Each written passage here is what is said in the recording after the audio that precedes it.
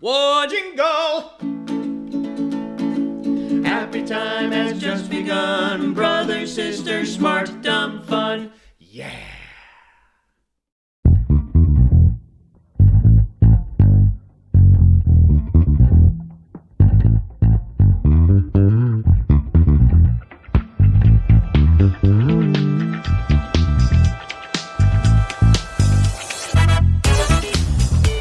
Look, it's just me and an empty space that's supposed to be my sister. Whoa, what the hell is that?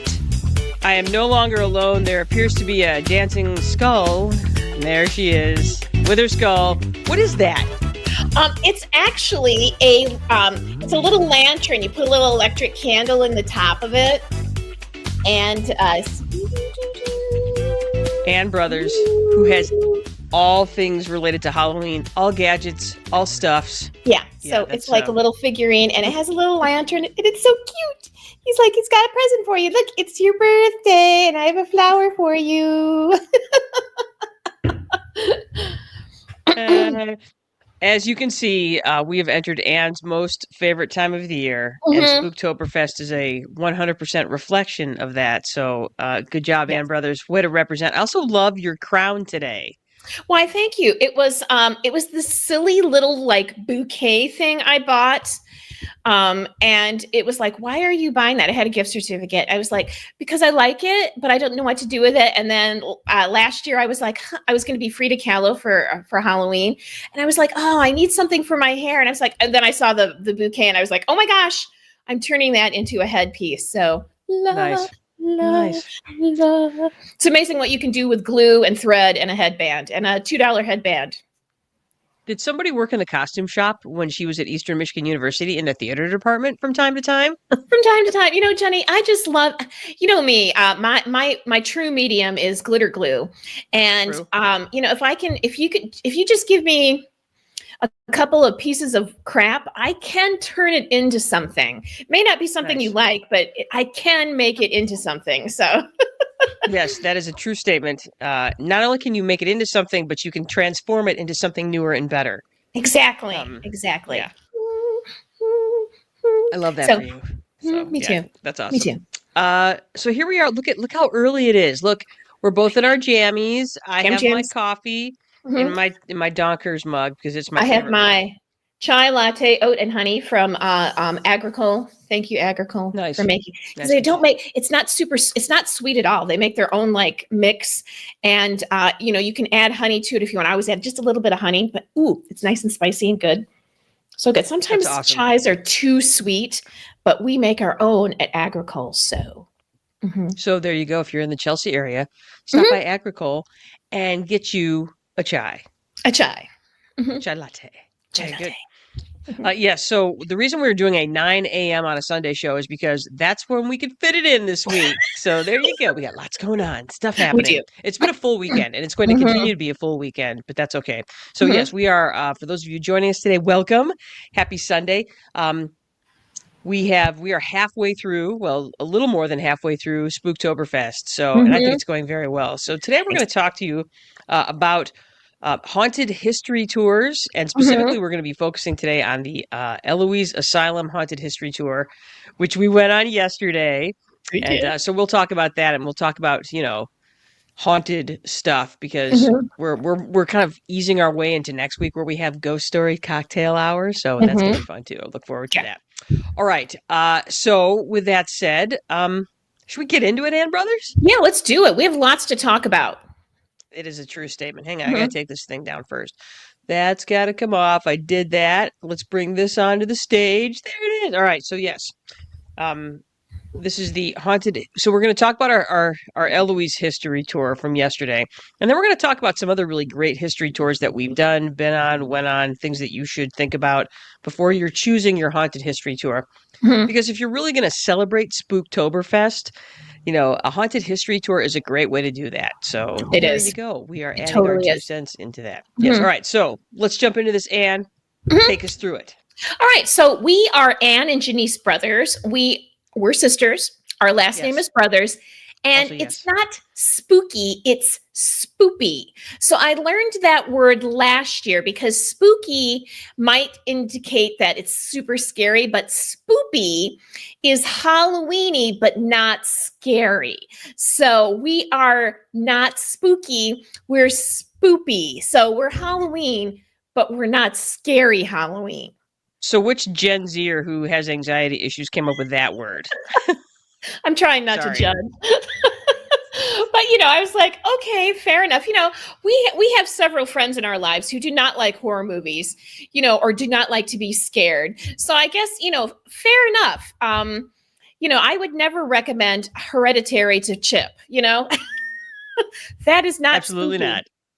But at the same time, he loves Death Becomes Her, which is more spoopy than spooky, That's a fun movie. It really Yeah, is. and that's a fun So, movie. yeah. So I guess it's a good way to say to somebody, hey, this is lightly scary, but it's not gonna it's not gonna traumatize you, because Hereditary Like will traumatize you. Yes, so you're thinking like Hocus Pocus. Yeah, So exactly. So I'm like, all right, fair enough. Here's your, it's like, some people don't, some people, I work with a woman who is like super into horror. We talk about horror all the time. The first time I worked with her, I wore a Sam shirt from Trick or Treat. And she's like, okay, you're cool. And then I have other people that I work with that couldn't be less interested in it. And, if they get it like a heads up, it's like, okay, so if you're afraid that our Spooktoberfest will be too scary, let me assure you that Jenny and I are more spoopy than spooky. that is true. Mhm. That is a true statement. So And the funny thing is, Jenny, when I typed it in, it actually didn't try to correct me. So it's actually a word now. Okay, so See? that's a thing. That's There a you thing. go. Google Okay, says it's a word. It's a word. It's a So word. there you go. So not being Gen Z, Jenny and I are Gen X, which means we do have an edge. We're not spooky, but we do have an edge. In fact, we grew up with the idea that somebody was going to put razor blades or poison in our Halloween candy. There used to be like police stations would do x-rays of your candy. And this isn't funny, but a fact about that is only one child has ever died from poisoned Halloween candy. And it was actually his father who poisoned a pixie stick so that he could collect the insurance. It's fucking dark, dude. Yeah. So, you don't have to be afraid of strangers. You got to be afraid of your parents. That tracks. I get that. Yeah, so I thought that was very interesting. We have this whole, because once upon a time, Halloween was all about homemade treats, and now it's all moved to industrial treats because it's safer. So isn't that funny? That says something when you trust corporate greed over your neighbor. So Over your neighbor. Exactly. Yeah, okay. And when we talk about spreading our candy on the floor or on the carpet when we got home, it was so our parents could go through it and make sure that nothing had been tampered with. That is true. And then the best part was that if there were things that could be tampered or looked like they might have been tampered with, out they went. Out they went. Exactly. Yeah, we didn't get the home, like, because there was like a family that always did like popcorn balls and stuff. Nope, we never got those. Those went straight in the garbage. So sorry, popcorn ball family. Yeah, those probably would have been really good. Probably popcorn balls are good. So, hard to eat, but still good. But still good. Yeah. But you got young teeth. And if they fall out, it doesn't matter because, you're losing them anyway. And Tooth Fairy.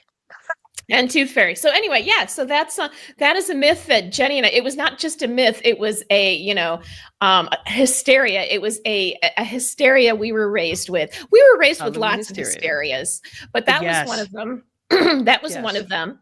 And it turns out it was never true. Nobody ever there's no documentation anywhere. Because if there actually was a true story of this, it would be all over the news every Halloween. But there's no action. This is the only documented case of a child being poisoned by Halloween candy, and it was his dad. So, yeah. Okay, so having said that, we talk about smart stuff, dumb stuff, fun stuff, and any combination of the three. Jenny and I, we are not cool, hip, or sexy. And if you saw us eating lunch yesterday, you would agree. We are not We are not cool, hip, or sexy, but we will take you to visit fun places and then we'll get lunch afterwards. So, wouldn't you rather have that? Wouldn't you rather have friends that did that instead of trying to be cool, hip, or sexy? Yeah. Yeah. Yeah. Yeah. Okay. So we're not a true crime, even though I did just give you some true crime facts. We're not a true crime celebrity or influencer podcast. Jenny, we are the haunted history tour of podcast. You will learn, laugh, and have some fried cheese balls. Very large fried cheese balls that Yes. require 2 hands to eat. 2 hands. And you might get a little scared, but only in a spoopy way. Yes. But you won't regret it. Well, you might regret it a little bit, but not that much. You will regret it, but it won't stop you. No. The regret won't be that hard. Nope. Yeah, exactly. So. We've been told we're good to listen to when you want to learn things about stuff and maybe get a little scared. Just a little bit, though. This podcast is not G, PG, or even PG-13 because we finally got to see the inside of fucking Eloise Asylum. I have been waiting. I'm not exaggerating when I say I've been waiting for 35 years to get inside this building. Yeah. So join us on our website, Spotify, Apple Podcast, iHeartRadio, YouTube, and Amazon Music. You can like us, follow us, hit the bell, leave a review, answer our questions, take some polls. You can ask Alexa. She'll play us. She's spoopy too. Spoopy Alexa. I love Spoopy. that. Yeah, exactly. Spooky. You can be spoopy with the people you love by telling them to follow us. Like, subscribe, leave a review on Spotify, YouTube, Instagram, Facebook, Apple Podcasts, iHeartRadio, and Amazon Music. You don't have to do anything to support us. All you got to do is those things. You don't have to give us any money. Look, Ann, Liz Williams is with us. Next time you're both up here, take a tour of the TC State Hospital. Yes. The answer is yes. Jenny, I have done that. I did it a couple years ago. Duncan and I went about Thanksgiving time. Talk about a great history tour. And then, of course, they have some ghost stories, but you get to go into some of the old buildings that haven't been remodeled yet. It is a very good history tour. Thank you, Liz. But I was thinking that yesterday that Jenny, we need to go up to Traverse City so we could do that together because I would do it again in a heartbeat. And Liz, you should come with us. And then we should go get lunch. And Kylie should come too. I agree. Accurate. Agree. Co-signing on that loan. Okay. I was going to say, are you going to co-sign, Jenny? Are you giving me a co-sign on that? Co-signer. Yep. Good. Hey, let's talk about the smart, dumb, fun stuff that happened this week. Ann, I'm going to let you go ahead and start because you got the picture. Well, one, it's raining and we haven't had rain in weeks and now it's raining and everything. It's so funny because we have one big tree in our backyard and it's been losing leaves, but it hasn't looked like it's lost leaves. But this morning it looks like it's like about half of its leaves are down. But man, I have my porch door open, my upstairs porch door open, just so I can hear the rain. So yay for rain. I feel like we got all of the rain that we didn't get in September and October. We got last night. It rained. It was amazing. Yeah, we had some hard rain and it's going to rain all day today. And then I also want to thank my friend Dawn for my amazing Pusheen unicorn backpack. That's right, ladies and gentlemen, both form and function. And the nice thing is it's big enough to hold my phone, my glasses, and my wallet. Everything that I need to be a modern, sensible woman with my Pusheen unicorn backpack. This is a birthday present from my friend Dawn. Thank you. I love it. I feel like that checks every Ann Brothers box. Number A, it's a backpack. Number B, it's Pusheen. And number C, it's a unicorn. Exactly. So, yeah, that checks all of the Ann Brothers boxes. Yeah, I love that. Yeah. If I was 4 years old and I had gotten this as a 4-year-old, I would have been apoplectic with joy. I mean, I probably would have died right then and there because I'd be like, how could it get any better? All of my life dreams have been fulfilled as a 4-year-old. So I get that. Yeah. Yeah. And if it had and if it had like a Milky Way or a Reese's peanut butter cup inside, I'd been like, that's all I need. That's all I need. Thank you. Picture into 4-year-old Ann's mind. So what was important and what you want. Yeah. It hasn't changed that much. Nice. Yeah.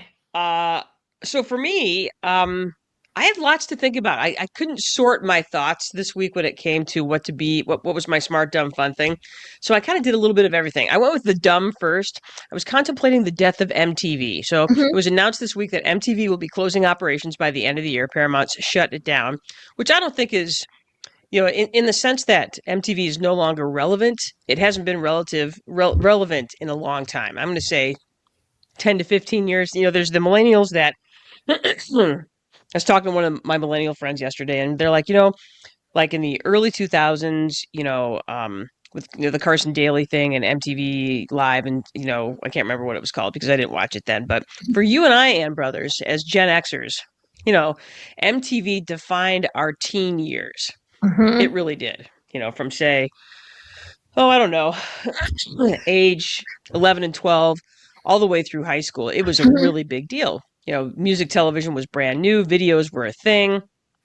And so, in terms of shaping pop culture, MTV shaped pop culture for 15 years in Mhm. this country. It did, and Yeah, and it, basically, I'm going to say 82 through say 97. It really did shape pop culture, and it's a quick reminder of how fast things can change and Mhm. how what really killed MTV was social media. All of a sudden, YouTube and social media and Instagram and all of these things really just sort of subverted all that. You didn't need to have a place to go and see videos anymore. And MTV kind of did it to themselves because instead of playing, music that got so far away from music, um, then it just lost it lost the thread, so to speak. Mhm.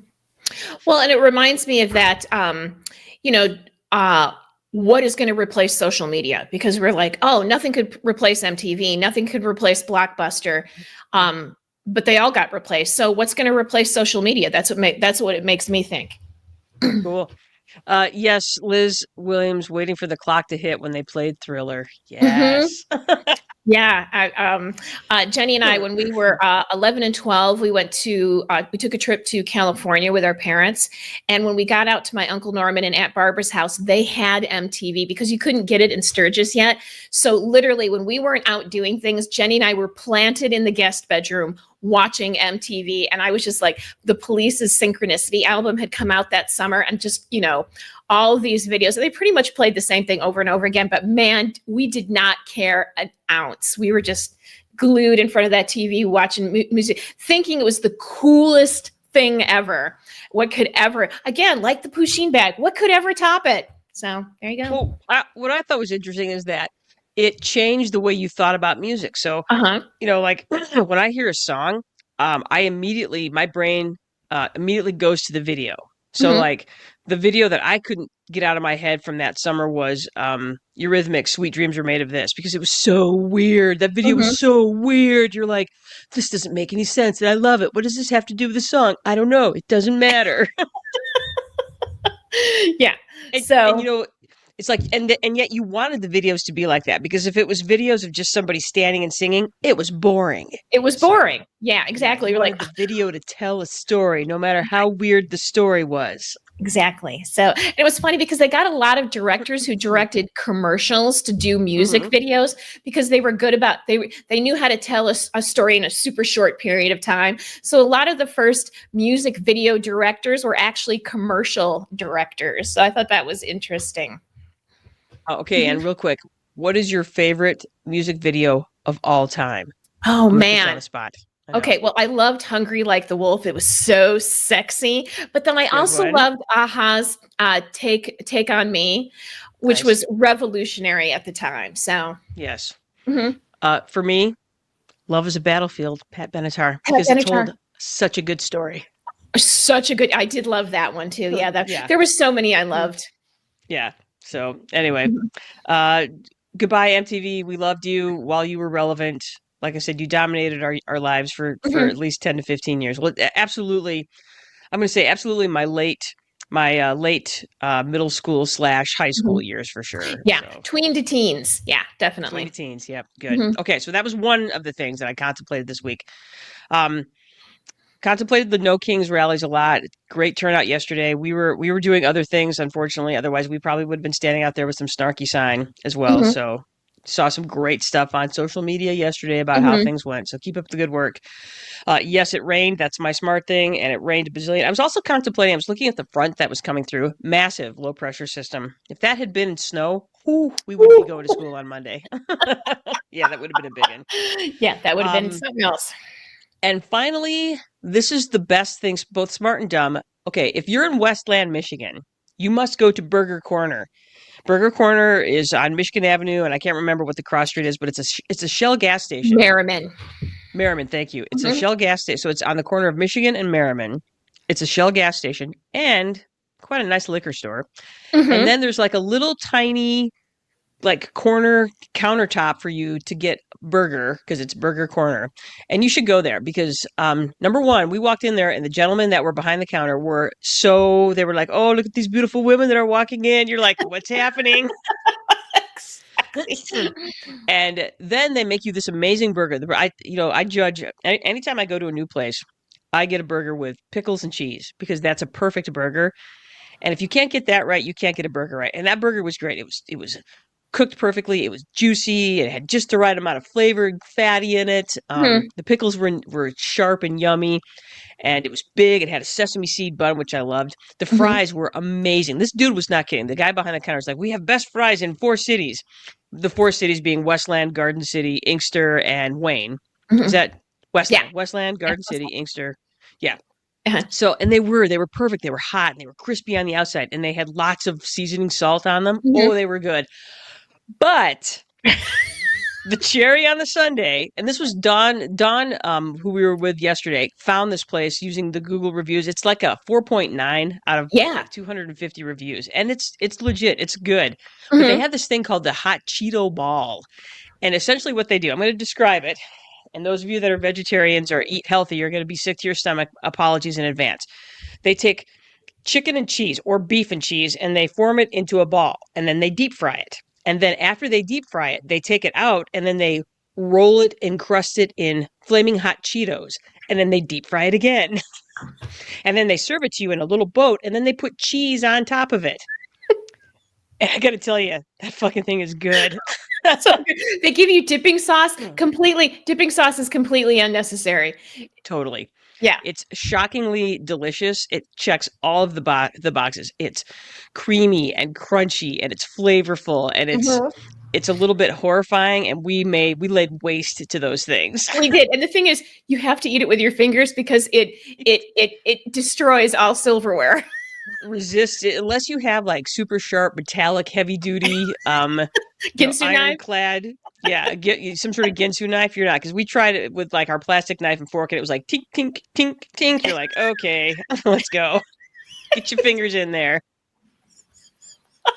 So yeah, it was both horrifying and delicious, Mhm. and definitely after I finished consuming it, I definitely was questioning all of my life choices. Um, Yeah. but And Jenny and I split one. So yeah. yeah, because they were big. Yeah. It was like that thing's baseball size, it's the size of a baseball, Mhm. and yeah, that was good. And then the best part was he brought us after as we were eating, he brought us these cute 4 little baklavas for free. And like I said, it was just he's the guy that runs the show there is he wants you to be happy. He was attentive. He was it was great. Mhm. If you're in Westland, Burger Corner on the Yeah. corner of Michigan and Merriman, um, definitely get a burger and absolutely get the flaming hot Cheeto ball. So Yeah. yeah. Exactly. And it was like, it was the thing. I worked in Wayne Westland for 14 years, and I got to say, that was one of the nicest places I've ever eaten in Wayne Westland. I'm sorry, Wayne Westland. I actually have some thoughts on Wayne Westland, and I'm going to talk about that when we get to talking about our experience at Eloise. But Mhm. yeah, I have some thoughts, and we'll Yeah. get to those. So anyway, those are my smart, dumb, fun things for the week. Good job, Burger Corner. Yeah. Okay. Great job, Burger Corner. I was very impressed. 2 thumbs up. 2 enthusiastic thumbs up for the Mhm. Burger Corner. So all right, and he's like, and you could tell he was a little bit like, I know we're only in gas station, but we tried to do well, and it did. They were And great. it did. No, they did great. I was, and they have a great reputation. I mean, nothing else in Wayne or Westland had anywhere close to the rating they had, and it was clean and tidy, and they were enthusiastic, and Yeah. man, they cared about what they were doing. So, They've food is done a love. lot with a little. They've done a Yeah, lot with a little. So good job, Burger Corner. Again, yeah, excellent, great job. So, excellent. all right, so let's talk about the reason we were even in Westland, Michigan yesterday. Mhm. Okay. So we were at the Eloise Asylum and we were doing their haunted history tour. So, Anne, why don't you take us through this brief description of the Eloise Asylum, if you would like? And this is a very brief description. I mean, this thing has over 100 years of history, almost 200 years of history. So this is an extremely brief description. The location has been a place where people with mental illness have been put since 1835. So this has a history of people going there, family members bringing people who had mental illness to this facility. It wasn't always called Eloise in 1835. It was not, but it has been a place for mental health. I won't say mental health. Anybody with mental illness, it was a place where they could be left. We'll put it like that. It's located in Westland, Michigan, which is part of Wayne County, not too far from Detroit. Wayne County is huge. So at one point, this complex helped anybody in Wayne County. So this is a huge county. It was a huge facility. It became the Eloise Asylum in the late 1800s. And at one point, it was 900 plus acres. It was a complex. It wasn't just the mental health facility, but it was this big complex to help to support the mental health facility and the hospital. So it had a bakery, it had a laundry, it had a power plant, it had 2 cemeteries, it had a farm, it had an orchard, it had a piggery. So anything that you can think of that a small town would have, a post office, a bar, anything like that, this complex had, and it was over 900 acres. So Jenny has a picture up of basically what it looked like. Now it's down to 4 buildings. There's only 4 buildings left in this huge complex. In fact, where we had our lunch used to be part of the Eloise complex. So now it's, gas station, Kroger's, strip mall. Here's a picture of the only building left on Eloise complex where people can really go into. So that's the building that we toured yesterday. Its max, it had 10,000 residents during the Great Depression. So Jenny and I grew up in a town that had about 10,000 people in it. So it literally was a small town. This was big enough to be considered a town. So in the 1930s, that's when it was at its highest capacity of about 10,000 residents. The last patients were transferred out of the psychiatric hospital in 1982. And then there was a general hospital also on the campus, and that closed in 1986. There are only, actually, there's 4 buildings left. There's the K. Beard building, which we toured. There's the fire station that once upon a time was a laundry.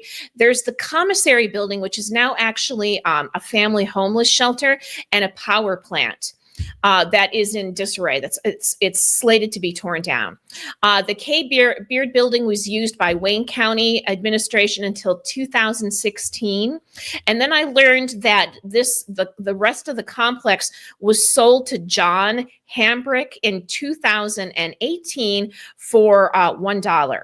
So that's who owns it right now, is John Hambrick, and his plan supposedly is to turn this into a hotel, condominium, restaurant place. I would say they're having a hard time with that. In fact, there has been some talk that he is behind in paying his contractors.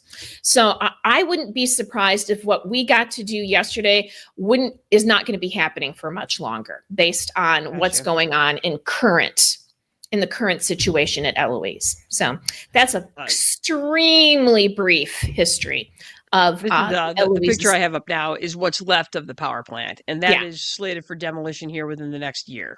Yeah. So yeah.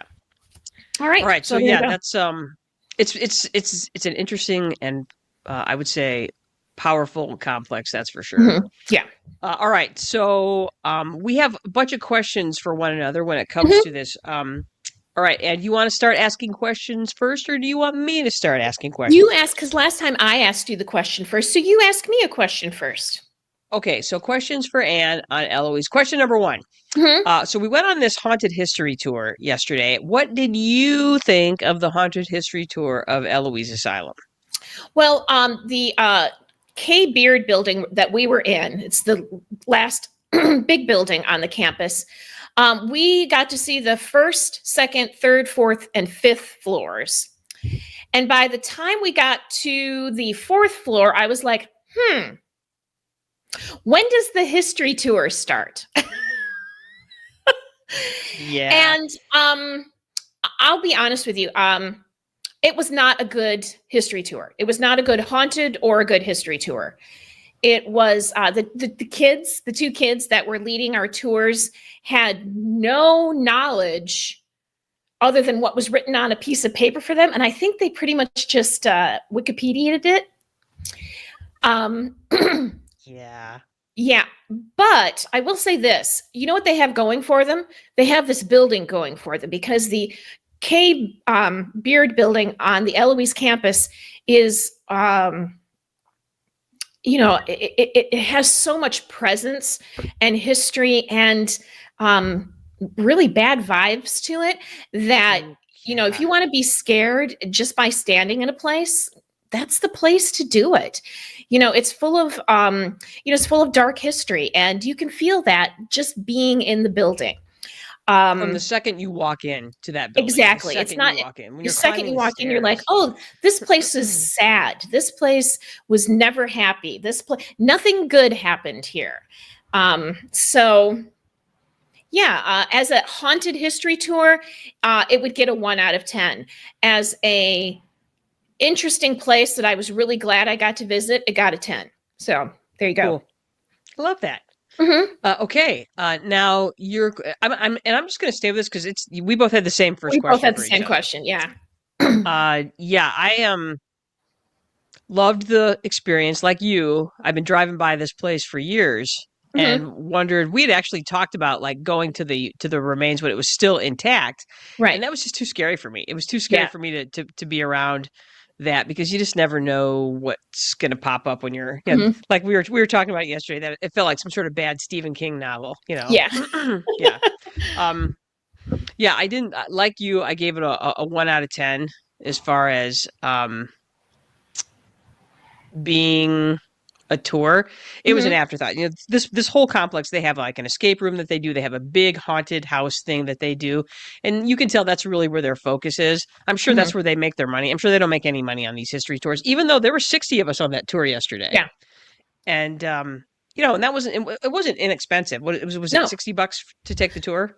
Yeah, it was. Yeah, it was like $70, I think. By the time we got tax and charges, it was like $70 a person to take that tour. And I did not feel like I got my money's worth on that at all. To be in those buildings, I probably would have paid twice as much. Probably. I would say though, one of the things that I like about a history tour is learning some history along with it. Their version of history was that they would tape some poorly copied facts to the hallway that you were walking through, and that was not enough. Yeah. They had some lame lobotomy demonstration. And yeah, it was disappointing. And you could tell the general mood of the group was, this is disappointing. Yeah. I was kind of walking, as we were sitting through the 15-minute middle school presentation on the history of Eloise. I was kind of looking around the room, and most of us were asleep. So yeah, asleep or on our phones. I know I was on my phone. So yeah, because it was too torturous to sit and watch that young person go through reading the history off their computer, and they kept making mistakes and dropping stuff, and it was just I was just like it was a little bit like watching my 7th graders do a speech, so it was I think the person that did the reading got the short straw that day because they were completely unprepared. Yes. I'm like, wait, that's due today? Okay, that's the kind of vibe I got. Yeah, that's exactly what I got. Yeah, so the tour was lame. I would say I have some thoughts that I'll talk about later on, Mhm. or I'm going to ask you what you think eventually what they should do, what Mhm. people should do if they're going to go to this. So, Yeah. all right. So, Anne, you finally got to go into Eloise. What were your takeaways from the experience? And I'm not just talking about the fact that it was super scary, but Mhm. when you were contemplating the things that we saw in there and some of the things that we learned, what were some of your takeaways from the experience? Well, my first takeaway was that this whole tour was an afterthought. This history tour was an afterthought, and that I was not being led on a tour by people who respect history or are interested in history. And I believe that the company that's running this had no interest in history whatsoever. And you could tell when I went, because I went and like researched who owned this place. Is this owned by people? Is this owned by a historical society?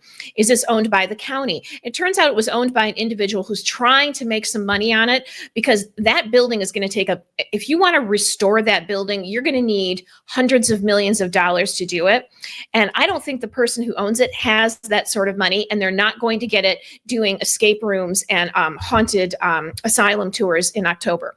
So Yeah, my take, You need Ford money if you're going to redo that building. yeah, because this building probably isn't. I don't want to say it's not worth saving, but it's probably too far gone to save. So it was just like my takeaway experience was that nobody involved with history has any sort of respect for this building, and it deserves a lot of respect. Nobody who was housed there in the psychiatric hospital was there because they wanted to be there, and it has a cloud, this constant fog of sadness, human sadness. And I think that deserves far more respect. It doesn't get any respect from the people who own the building. And I can't blame the tour guides, because they're kids. They were probably in their early 20s. So I think their focus was probably more on being at the haunted, doing the haunted asylum thing. But my takeaway was that I'm glad I got to go, because I wanted to experience this place. The experience of the place was really what I thought it would be, and it deserves so much more respect. Okay. Mhm. All right. Your next question for me. Jenny, why did you want to go on this tour?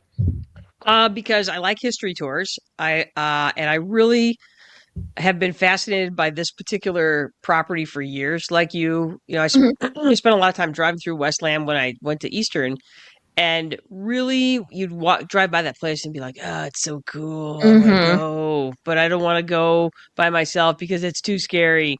So Mhm. this was a chance to sort of take care of one of those things in your life that you like an itch that you finally get to scratch. So I was really excited about that. So Mhm. that's why I wanted to go on this tour.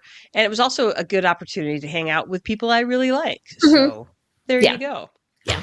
All right. And I'm going to jump down to um this question. I'm going to jump to Mhm. question 4. So we know that the dude wants to do something with the property that he can't afford to do it. He's Mhm. behind on his bills. So if you could get a hold of the Eloise property, what would you do with it? I tear everything down. I tear absolutely everything down, and I would make it into a park. A big, and I would, the park would be like, I'd have like not a maze, but what was that thing we had when we were in Wisconsin? We went to Oh, the the park. labyrinth. A I'd labyrinth. have a labyrinth. I have a big flower labyrinth. I would have a wall around the entire park, not a high one, but a wall that basically had the names of every person who passed away that lived there, just to remember them. I'd have a memorial for them. I would try to make it a place where you could be peaceful, where you could enjoy nature, where you could, because a lot of, being with nature helps calm your mind, helps you relax. I would try to and I would hire a big enough staff to maintain it, to keep it from becoming, a place where people just, throw their junk and that sort of thing, so it could be maintained, so it could be a historical place where you could actually listen to a historical tour. where you could be peaceful and mindful and hear the birds, because it's a very urban area. There's not a lot of green space going on, and I would just tear that all down and make it a huge green space where people could enjoy it, where they could collect themselves, where they could see animals, hear birds, do the labyrinth, have outdoor yoga classes. That's what I would make it into. I'd make it into all the things that it couldn't do as a psychiatric facility to help people. That's what I would want it to do. I want it to be a calm, peaceful place, because it was never a calm, peaceful place. And if that building doesn't exist anymore, it's okay. If that complex, if that whole vibe doesn't exist anymore, that sadness, that's okay. Let's try to make it memorialize the people who suffered there and help the community get some mental balance. Mm. Yeah, it's interesting you say that, because one of my takeaways from this tour was not just the sadness of Eloise, but this is going to sound weird, maybe, but I feel like that whole area is affected by that place. Like, I think so too. that area basically grew up around Eloise, and I feel that sadness anytime. And I always felt that way about driving through that area. That particular area, be it Wayne, Westland, Inkster, Garden City, has always felt rough in a way that I could never really explain. Just like you said, there's no green space. There's nothing.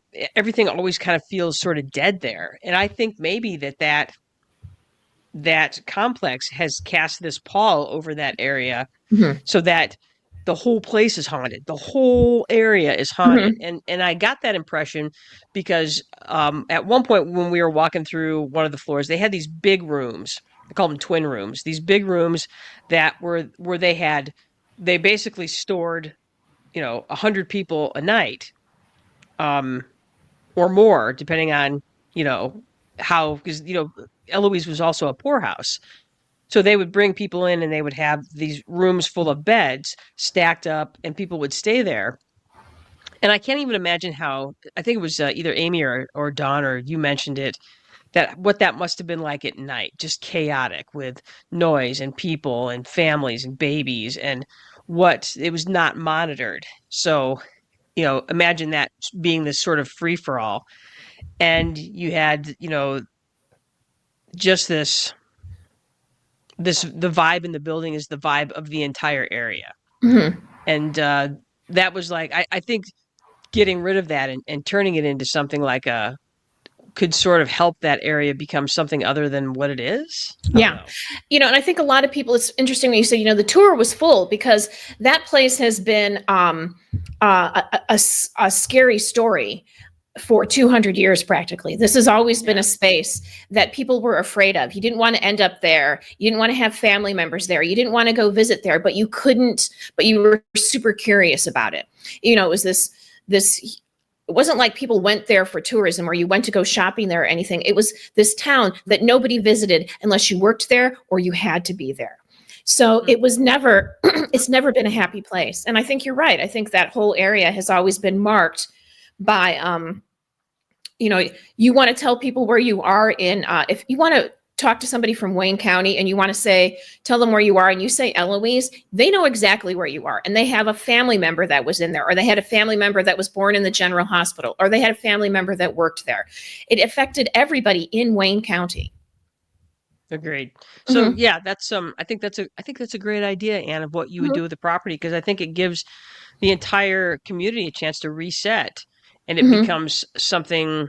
I guess it's a way of you're exorcising the demons of that place, because the demons are they exist. They're there for sure. Yeah, opening up a hotel or an apartment complex or a restaurant or any of that, it is not going to work. I can tell you that right now, John. It's not going to work. It won't let you. No.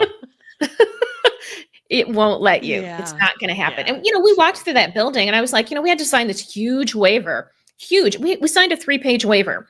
So about letting us, I'm like, and walking through that, I was like, this is going to take, if it takes $1 billion, I'm not exaggerating, that it might be what it takes. So yeah.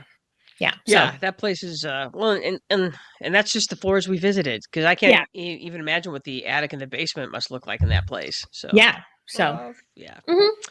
All right. So, question 3 for me, and go for it. Jenny, what did you learn from our tour?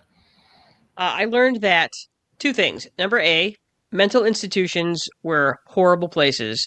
Mhm. I also learned from that thought that when you look at Eloise at the start and Eloise at the finish, they made significant improvements throughout in the sense that when people were first being admitted to Eloise, they were basically restrained and chained at all times. And then maybe 20 years after they opened, the guy that ran the place took the shackles off and the chains off, but it was no less terrible. Mhm. And our tour guide talked about some of the people that were killed or died during their time at Eloise, and one of those is that one of the orderlies was convicted of. Um, well, he ended up killing one of the inmates. He didn't really pay for the crime. He basically was convicted of assault, and then he went off to war. So he never really. But for every one of those stories that you hear about, I can't even imagine the number of stories that we don't hear about.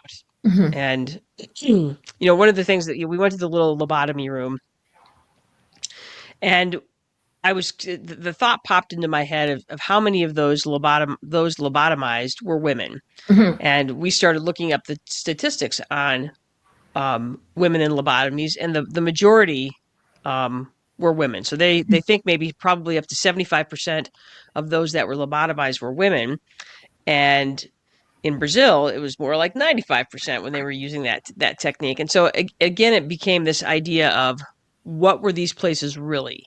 Were they trying to help people, or were they just places that we sent women because they might have had thoughts?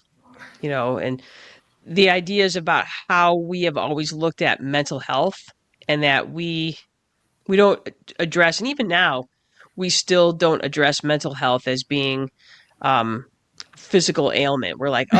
oh, if you're depressed, you should just go for a walk. You'll feel so much Mhm. better. You should just exercise it out. And this entire facility was built on that premise that um, we can treat you by, scrambling your brains or electrocuting you, but we're not, because that's going to reset everything. But we don't really Right. address it as being the physical ailment that it is, that Mhm. sometimes things go wrong in your brain and that there are physiological reasons for these things that happen. Yeah. And we are still so terrible as a society about how Mhm. we treat mental illness. And I am guilty of that. I am Mhm. guilty of that because, again, that's how we were raised. We were raised Mhm. that, well, you're just weak, or you're sad, or you're not Right. exercising, or you're eating the wrong things, when, Right. you know, it's so much Or more than that.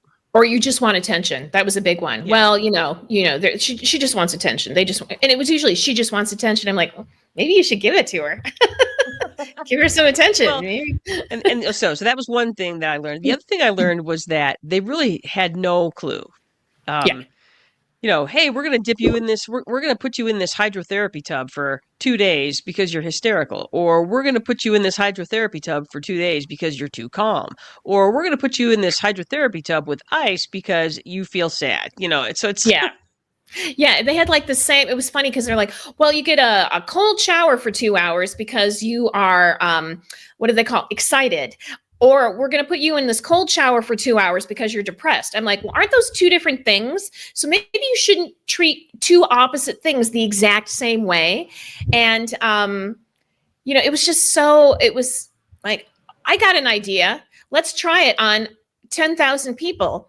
And then if it doesn't work, we'll keep trying. That was the whole thing with the thing, like, I didn't realize, like, the first x-ray machine was at Eloise. The first x-ray Mhm. machine in Michigan, I think, was in Eloise.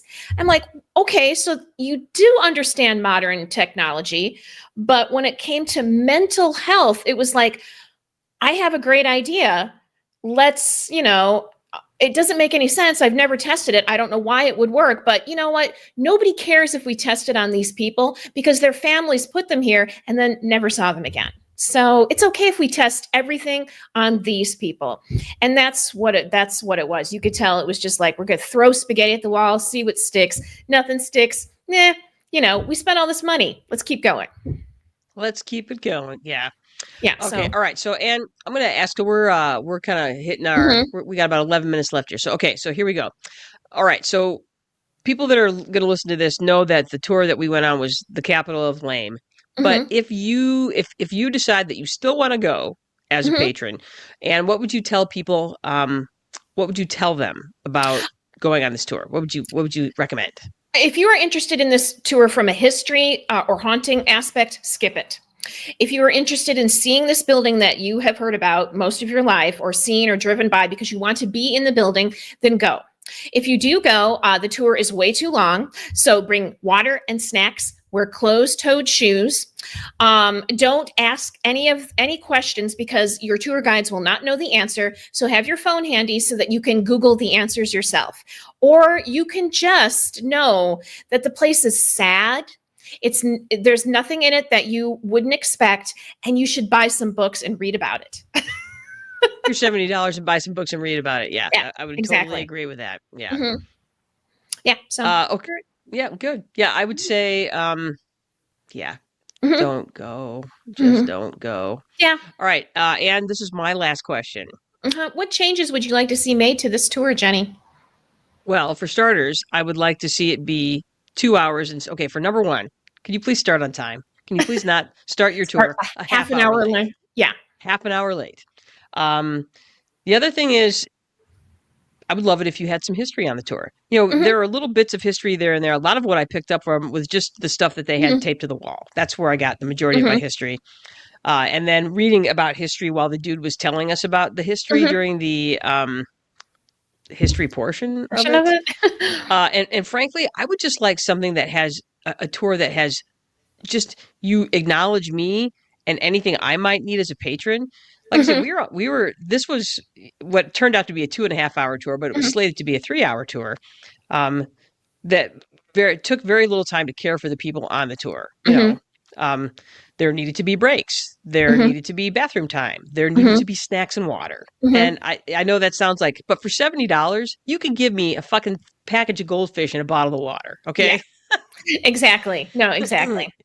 And yes, we're spoiled because we've been on so many amazing Detroit history Hmm. tour stuff, and we'll talk about that in just a second. But really, there was just like, yeah, here you guys are. There's this place. I really have things to do, and I really don't want to be here. That Hmm. was the vibe I got. The other thing is that the place is fucking garbage filled. You go around Yeah. the grounds. We took a little walk around the grounds to look at some of the buildings, and there was fucking garbage everywhere. I'm like, Everywhere. get your people out there and empty the fucking garbage can that was heaping with garbage and pick up the garbage around here and maintain your parking lot a little bit. It just looked like it was run by a bunch of dirt bags, and I fucking hate that. Hmm. I'm like, Yeah. that's the part that, like, it looked like North Side, after a party. It's Hmm. just like it's ridiculous. Yeah. So, um, I would tell people that if you're thinking of going on this tour, don't go. Don't go on this tour. Don't give these assholes your money. Give the money to places that where you can buy cool books about Eloise. But yeah, I was a little steamy McSteamerton afterwards, and I was doing okay, and literally like 5 minutes before we were done, I looked over and saw all this garbage sitting over there, and I was like, "That's it, that's it, that's the like triggered." That pushed me right over the edge. Hmm. Well, and the thing is, like, if you want to go and learn about Eloise, there's a historical society in Westland that has all of this information about Eloise. They have artifacts. Go there. They're open on the weekends. Go to that place. There's people there that give a shit about Westland history, unlike the people who own and operate this facility now. They couldn't care less about history. So if you're interested in history, um, don't go. Don't go. It's Yes. it's sad, and I can see why they gave us a three-page form to sign, because I'm not positive that those buildings are that building is safe for human occupancy. Absolutely not. There were a couple places we went to. I'm like, not sure I should be here. Exactly. I'm like, I think this place is full of lead and asbestos. Oh, so much lead and Lead and asbestos. That's all I asbestos. could think as I was looking at the paint down the walls. I'm like, don't eat those paint chips because they Exactly. full of lead. They full of Yeah. lead. Oh yeah. Yeah. God. Okay, so Anne, we've talked about how much we disliked this tour. Where should we go for better tours? Go ahead and Okay. start. All right. If you want to go on a great haunted history tour, check out Detroit History Tours at detroithistorytours.com. Everything, all that was wrong with the tour we went on yesterday will be right with this tour. And they have lots of different types. If you're not interested in history, haunted, you just want Detroit history, women's history in Detroit, African American history in Detroit, anything. Food. Or if you don't want, if you're not in Detroit, wherever you are, if you're in your own small town, your own town, whatever, Google history tours and you will get lots of suggestions. And I suggest that if you really want a good history tour, you need to go through an organization that has historians in it or through a museum. So the nice thing about Detroit History Tour, all those people that are on staff are historians. Chelsea, Michigan has a walking haunted history tour, and we're a town of like 6,000 people. So there's plenty of places where you could go, and it's run through the Chelsea Historical Society. Tons of places you could go to get great history, to really learn, to maybe even get a little scared. So Google it. I mean, I can't tell you how much I Googled on the tour itself just to find things out. So And read the reviews, that's for sure, because that's again, Detroit History Tours is the cream of the crop, because again, not only are they a bunch of history nerds, but they do a great job of taking care of the people that are on there. You want for nothing on those history tours. If you need a snack, there are snacks available. They have water available. They give you Vernors. They give you chips. You make stops on the tours that allow you time to go and walk around, have a break. When you go on the haunted history tour, there's 2 different bars you go to, which is a ton of fun, because not only are the bars haunted, but then they have a delicious beverage waiting there, and pumpkin custard, for crying out loud. Sorry. Exactly. And again, in terms of the money you pay, it's the same money. Yeah. You're going to pay. It might be maybe $5 more to do one of the Detroit history tours. I don't even think. I think it's actually less. Yeah, I think and so to too. Get this really great experience that you walk away going, not only did I have a great time, I learned so much, and I was well taken care of. A still good experience, but a less supreme experience is the Viator tours in Chicago. They do a really great bus tour. It's they have a haunted history tour that's pretty cool. Not as good because they don't take care of you quite as well, but it's still really interesting. There's walking around. There's things to do. You go to New Orleans, there are a couple different ghost tours you can go on. There's food tours, there's walking tours, there's bus tours. Skip the tours in Vegas. Just go to Vegas to get drunk and gamble. Don't go on any of the tours because they're all lame. Okay. Yeah, like I said, I've been on great ghost tours in San Diego, Philadelphia, New Orleans. I've been on tons of great ghost tours, history tours. Just again, look at reviews. Look at the reviews. And again, this just didn't happen to be a good tour. So yeah, we're forewarning you. And I plan to leave a wordy review on Google about this, because I really think that, I'm like, I'm not going to let you get away with this. Eloise History Tours, you jags. So there you go. All right. Here's a quick bit. Eloise in pop culture. If you're interested, the Discovery Channel has a show called Expedition X, which is hosted by Josh Gates. He did a 2-part episode on Eloise. So it's season 6, episodes 1 and 2. And when interviewed about this tour, he basically said he would never set foot in Eloise again. So whatever happened, and we haven't watched it yet because we just learned about this yesterday, that it spooked him. So there you go. Anyway, there you go. So fun stuff, Eloise, pop culture. So there you go. And Jenny, the books. We didn't talk about the books. We have to go back and talk about the books. All right. Books. There we go. Okay, so here's 4 books that I found. Eloise Asylum, The History, the Humanity, and the Haunting by Cassandra St. Croix. This sounds like the most up-to-date book, and I'm very curious about this. Eloise Poorhouse Farm, Asylum, and Hospital, 1839 to 1984 by Patricia Ibbotson. This one is not as up-to-date, but they usually do pretty good books.